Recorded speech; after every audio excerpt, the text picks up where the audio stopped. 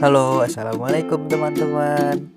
Di video kali ini kita akan membahas tentang UKM dan usaha pemula bersama kelompok 6 MPI 5B dengan saya Fajri Rizaf dan Sekar Mutiara. Tanpa berlama-lama lagi, langsung saja yuk ke materinya. Konsep usaha kecil menengah atau UMKM. Pengertian UMKM di Indonesia, definisi UMKM diatur dalam Undang-Undang Republik Indonesia Nomor 20 Tahun 2008 tentang UMKM. Pasal 1 dari UU tersebut menyatakan bahwa usaha mikro adalah usaha produktif milik orang perorangan dan atau badan usaha perorangan yang memiliki kriteria usaha mikro sebagaimana diatur dalam UU tersebut.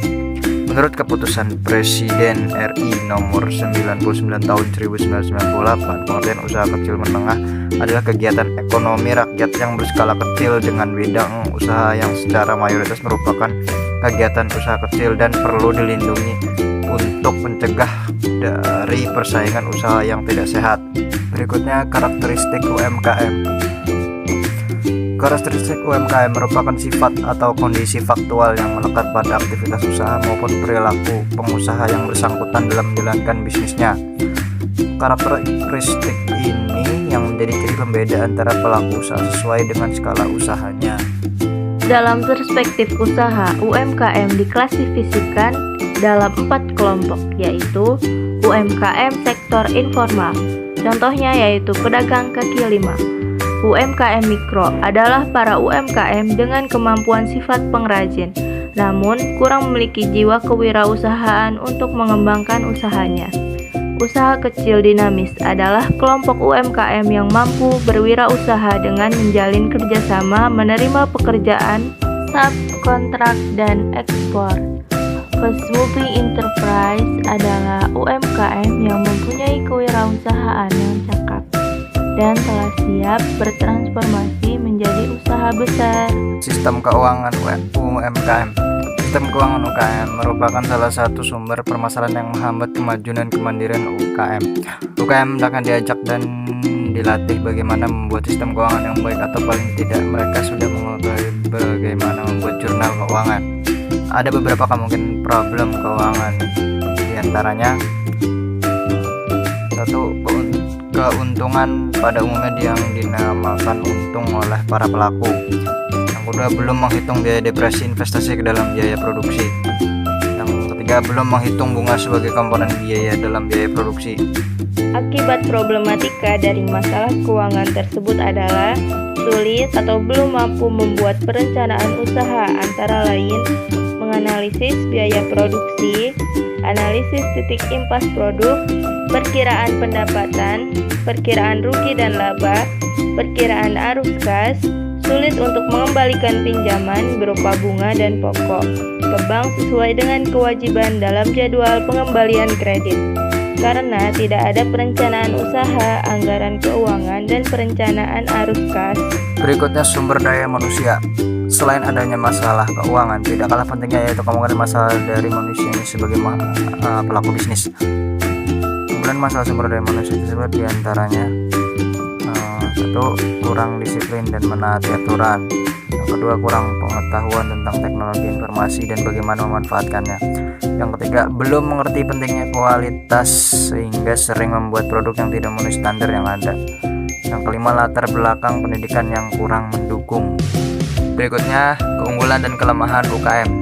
Beberapa keunggulan yang dimiliki oleh usaha kecil dan menengah dibandingkan dengan usaha besar, antara lain inovasi dalam teknologi dapat mudah terjadi dalam pengembangan produk, hubungan kemanusiaan yang akrab, fleksibilitas dan kemampuan menyesuaikan diri dalam kondisi pasar. Terdapat dinamisme manajerial dan peranan kewirausahaan. Berikutnya, kelemahan yang dimiliki usaha kecil dan menengah. Yang pertama, ada kesulitan pemasaran. Yang kedua, keterbatasan finansial. Yang ketiga, masalah bahan baku. Dan yang keempat, keterbatasan teknologinya. Tentang model pengembangan UKM dan usaha pemula. Upaya mengembangkan dan memajukan para pelaku UKM bisa dilakukan oleh berbagai unsur yang ada di masyarakat, baik secara sendiri-sendiri ataupun dengan cara bekerja sama.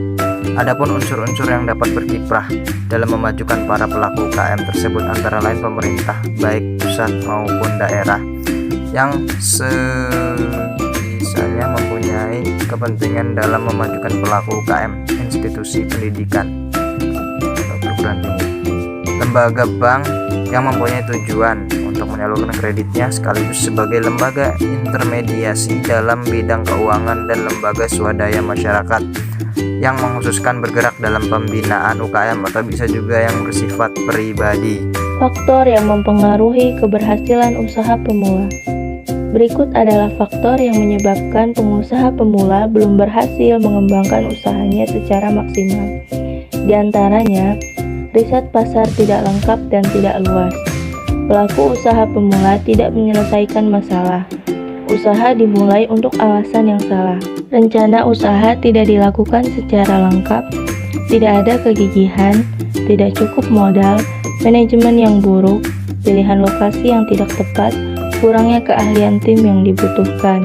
Selanjutnya, peran lembaga swadaya masyarakat (LSM) yang berperan sebagai lembaga bantuan pengembangan usaha. Aktivitas LSM diantaranya: pertama, memberikan penerangan dan penyuluhan pentingnya anggota masyarakat atau mau menjadi entrepreneur. Kedua, membuat dan mengelola perpustakaan dan warung informasi teknologi (Warintek). Juga mengadakan akses internet dengan sistem komputer sebagai sumber informasi dalam pengembangan usaha. Memberikan pelatihan dalam hal cara-cara pengembangan usaha, perencanaan usaha, dan pembuatan proposal pendirian perusahaan.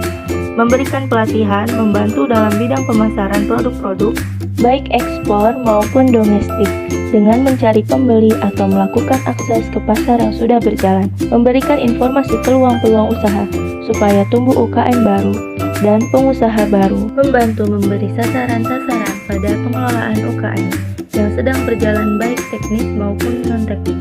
Misalnya tentang administrasi, hukum, haki, keuangan, akuntansi, pajak-pajak, kredit, dan sebagainya. Menjadi koordinator dalam promosi pameran secara bersama-sama oleh beberapa UKM baik di dalam maupun di luar negeri dalam rangka mengembangkan pasar dan menghubungkan mereka dengan calon pembeli. Untuk usaha-usaha sejenis, para UKM dibantu untuk dapat bergabung dengan membentuk dan mengembangkan koperasi yang sehat. Misalnya dalam pengadaan bahan baku, alat produksi,